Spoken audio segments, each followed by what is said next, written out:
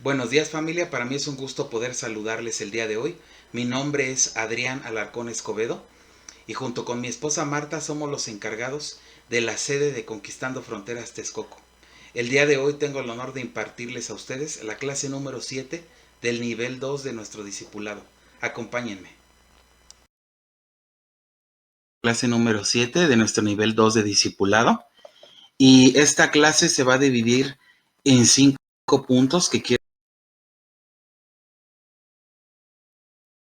describirte el día de hoy. El primero es qué es la iglesia. Número 2, fundamentos de la iglesia de Cristo. Número 3, relación del creyente con Cristo. Número 4, qué daña la comunión de la iglesia. Y número 5, vida práctica. Y vamos al punto número 1, ¿qué es la iglesia de Cristo? Y dice la palabra de Dios en 1 Corintios 12:13, porque así como el cuerpo es uno y tiene muchos miembros, pero todos los miembros del cuerpo, siendo muchos, son un solo cuerpo.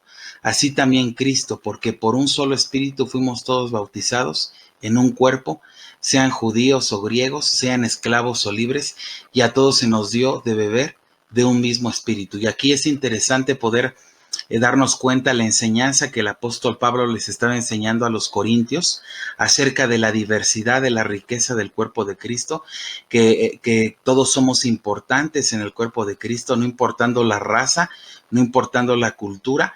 En Cristo somos uno mismo y cada uno tiene un lugar importante y una tarea importante en el cuerpo de Cristo. La iglesia de Cristo somos todos aquellos en todo el mundo que creen en Jesús y en su salvación, todos aquellos que han aceptado a Jesucristo en su corazón y creen que son salvos en Él. La iglesia de Cristo somos quienes somos miembros de una iglesia en el cuerpo de Cristo, todos aquellos que somos miembros de un cuerpo de Cristo, que estamos en la iglesia, en una comunidad cristiana, que colaboramos en las actividades para extender el reino de Dios, que colaboramos en la oración, colaboramos en cada actividad que el pastor ha direccionado a la iglesia. Eso es importante recalcarlo, no solo simpatizantes, no solo personas que van quizás los domingos a la iglesia, sino gente activa en el evangelio, gente que colabora en el reino de Dios con la iglesia.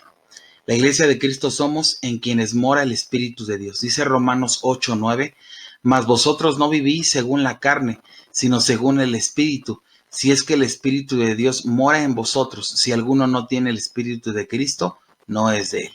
Y la iglesia de Cristo son todos aquellos que creen en el Espíritu Santo, todos aquellos que creen en el Espíritu de Cristo, que viven buscando que el Espíritu de Dios les transforme, les renueve su mentalidad cada día, le sujetan sus pensamientos a Cristo y buscan cada vez más crecer en el Espíritu de Dios. Esa es la iglesia de Cristo. Punto número 2, los fundamentos de la iglesia. Voy a hablar acerca de 2 fundamentos de la iglesia de Cristo. El primero está en Mateo 16, versículo 16 al 18, y dice la palabra de Dios: respondiendo Simón Pedro dijo: tú eres el Cristo, el Hijo del Dios viviente.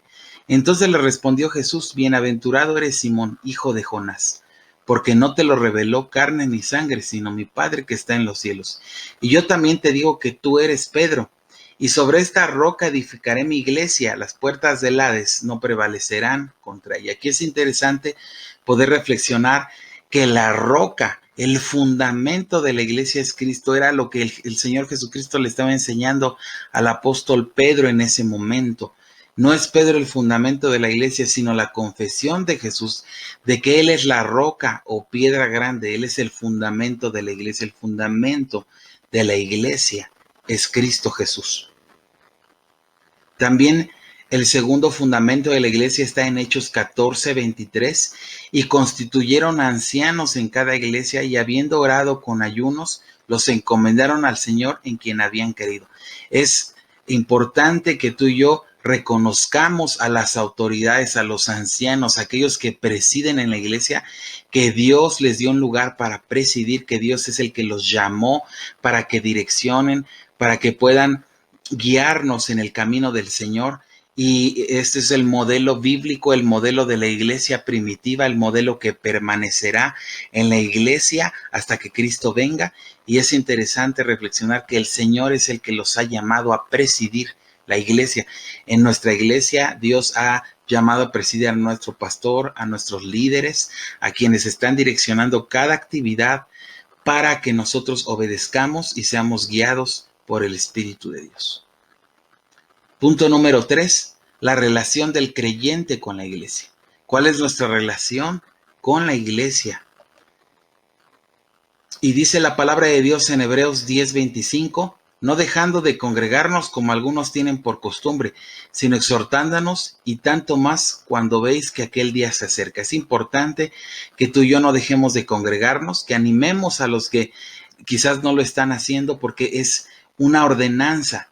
El Señor nos llama todo el tiempo a la iglesia a colaborar juntos, a seguir creciendo, a participar juntos de las actividades de la iglesia, porque solo así vamos a estar preparados para el día del Señor.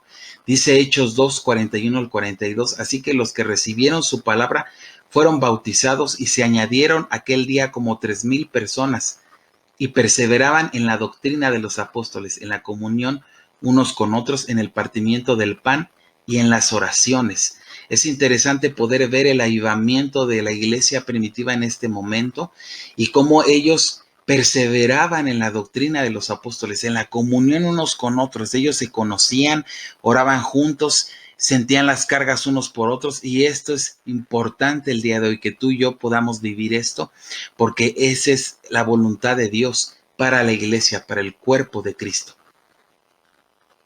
¿Cómo nos involucramos entonces en la iglesia?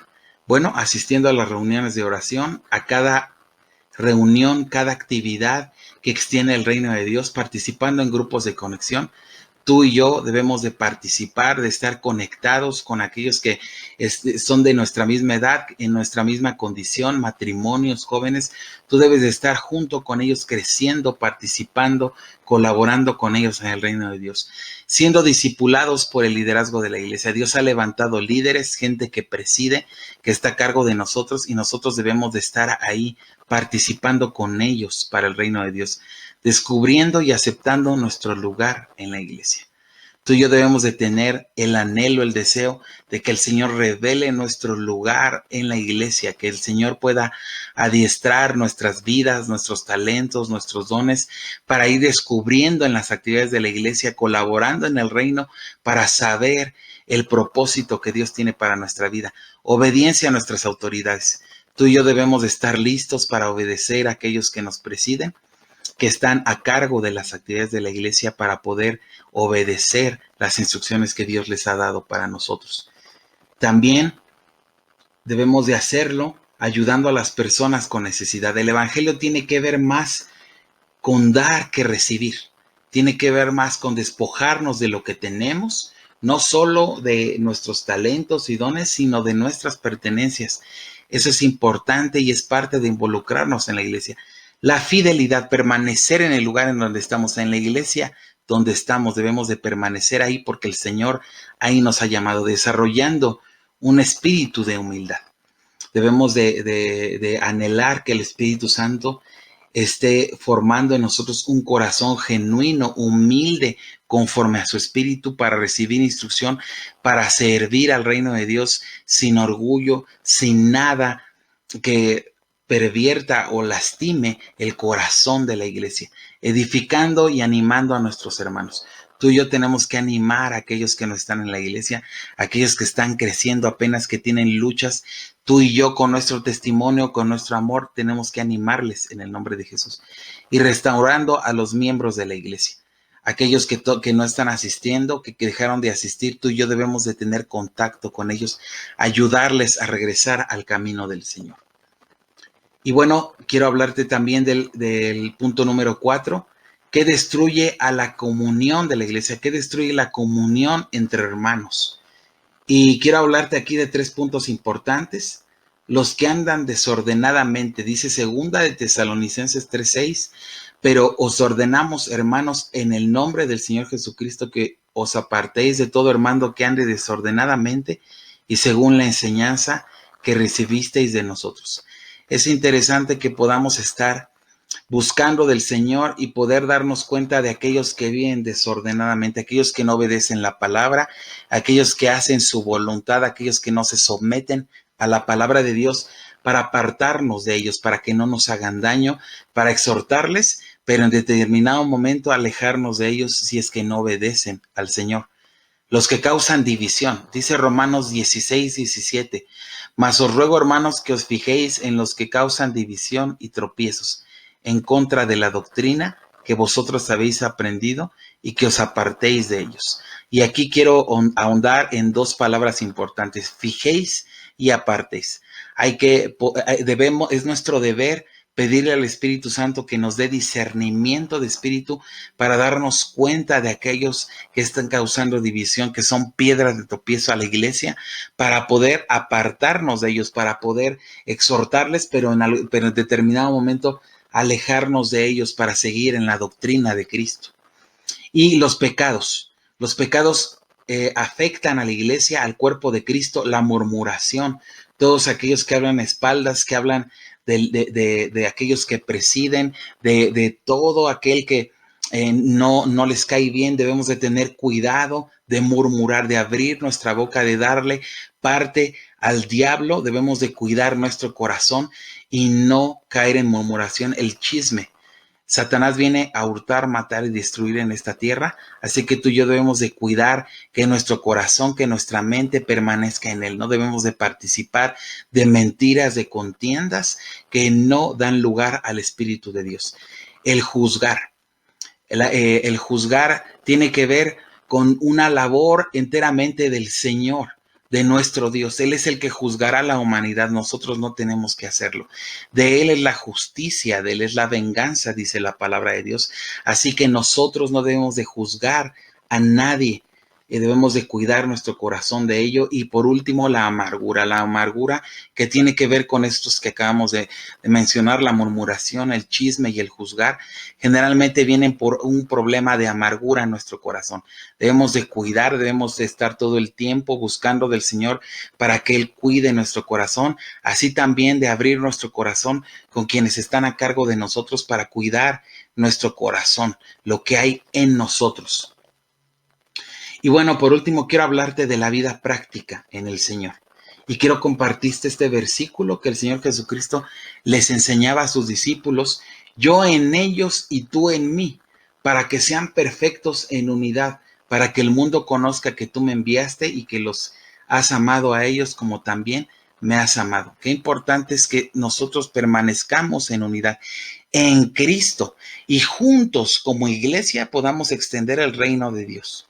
Me interesa mucho que como hermanos podamos colaborar juntos, orando unos por otros, teniendo carga unos por otros, para extender el reino de Dios y para seguir adelante unos con otros. Es interesante que poder reconocer a aquellos que nos han ayudado en nuestro crecimiento espiritual. Yo recuerdo a algunos hermanos que cuando yo crecía en el Evangelio, apenas había llegado a la iglesia, me animaron con su servicio, con su testimonio, para seguir creyendo, para seguir caminando en el Señor. Y esto me animó a mí, me ayudó, maduró mi espíritu, me ayudó a entender que la iglesia es amor, que la iglesia es una comunidad de fraternidad y de fe, de creer que Dios va a levantar a aquellos que están comenzando. Y nuestra labor como hermanos, yo te invito a que tú puedas animar a alguien en este tiempo, puedas orar por alguien en este tiempo, hacer una llamada, poder hablarle a aquel que está iniciando en el Señor para que pueda seguir adelante y pueda seguir creyendo de lo que Dios hará con él. Hermanos, para mí ha sido un gusto poder estudiar esta clase con ustedes. Les mando un abrazo, mediten en los versículos que estuvimos estudiando. Dios les bendiga.